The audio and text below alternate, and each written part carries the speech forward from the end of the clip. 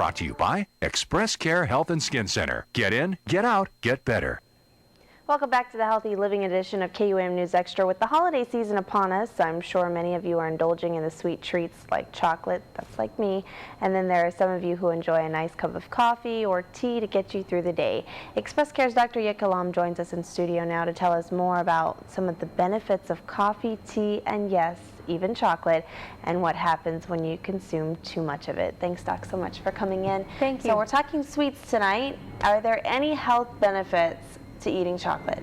There actually are. Wow. Yeah, it's great if you eat pure chocolate. And those are antioxidants called flavonoids that good chocolate would have in it. This would not include chocolate that has a whole bunch of caramel and other ingredients in it. But pure, especially dark chocolate, has those flavonoids that are helpful. They do help as an antioxidant, and they also do make you feel pretty good. Now, I hear all the time about antioxidants, so let's just go into that real quickly. What are they and why are they beneficial to our bodies?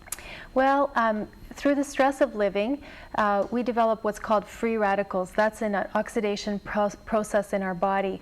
All of our organs go through this. It's basically like a deterioration that will happen. And we produce these chemicals called free radicals that can go through our body and cause damage in all different areas of our body. And antioxidants help to neutralize those free radicals. And we have different kinds. The flavonoids are one kind, catechins are another kind. Those are the ones in tea that we might be talking about. And so by consuming some of those, you can kind of offset some of the stressors in your life, both environmental and psychological and physical stresses. Now, is it normal? Sometimes I've caught myself saying it, man, I'm really craving a piece of chocolate pie, or I'm craving something sweet, something chocolate. Is that normal? And is it okay? Yeah, it's perfectly okay, and it's very normal, especially certain times of the month for ladies. But it's very common, and the thing with it is that the craving comes, and it's very interesting because only that one particular food will satisfy the craving. Chocolate, you need the chocolate. It is a short-term solution to the craving. After you eat the chocolate, you temporarily satisfy that. The craving may come back. So you can actually have addiction to these types of foods. But and there's some caffeine in chocolate as well, so that can cause it. But it's normal and important to not indulge too much. Okay.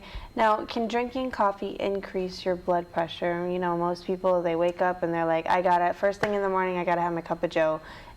Is it related?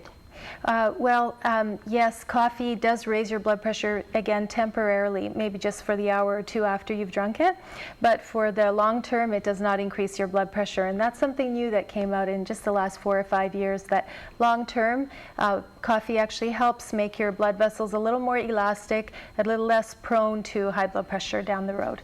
So, yeah, up to 2 or 3 cups per day seems to be just fine. Now, does that also apply to somebody who has decaf coffee? Right. Even decaf coffee has a little bit of caffeine in it. So, and it's not just the caffeine in the coffee that affects the blood pressure. There are other substances in there, not all of which have even been identified, that seem to affect blood pressure. So decaf does have the same effect. Okay. Now, do brewing methods for coffee make a difference? They do. The safest is actually filtered coffee.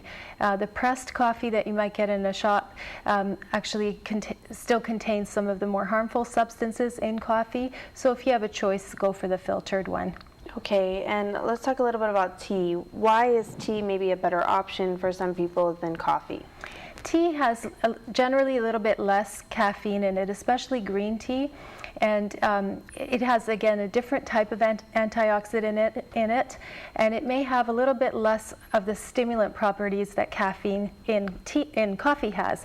So it is a milder, gentler beverage, and also has many health benefits. When we talk about green tea, I think that's the new the new fad right now is everything green tea, green tea. They even come out with green tea chocolate, green tea ice cream. But the green tea that we're talking about, we see some of them, they say it's good for cleansing your body, things like that. Are these okay to consume? They are. They're actually very healthy. Again, 2 to 4 cups per day. This would be the styrofoam cup size to that amount of tea is very helpful. It boosts your immune system. It can reduce your chances of diabetes, as can drinking coffee down the road, and has a lot of health benefits on your mind, on your brain, keeping you mentally fit and active and reducing your chance of getting Alzheimer's and Parkinson's and those type of diseases down the road. So it's very helpful. So definitely some benefits. Now, are there any risks of drinking coffee or caffeine during pregnancy? Yes, this is a big caution. Small amounts might be okay, but we know that the fetus doesn't process caffeine as well as the adult body does. Caffeine will pass through our liver and will get processed and cleansed out, and the fetal liver cannot do that, so the caffeine will accumulate. So a dose that you take will be about 400 times higher in the fetus. Wow. So if you consume that drink, your baby's getting much more than you are, and if you drink a lot of it, the baby is prone to small birth weight, premature delivery, and even stillbirth. So we really recommend that ladies stay away from it during pregnancy. Okay, well, it is time to take a break, but we're taking our viewer questions when Healthy Living returns. Stay with us.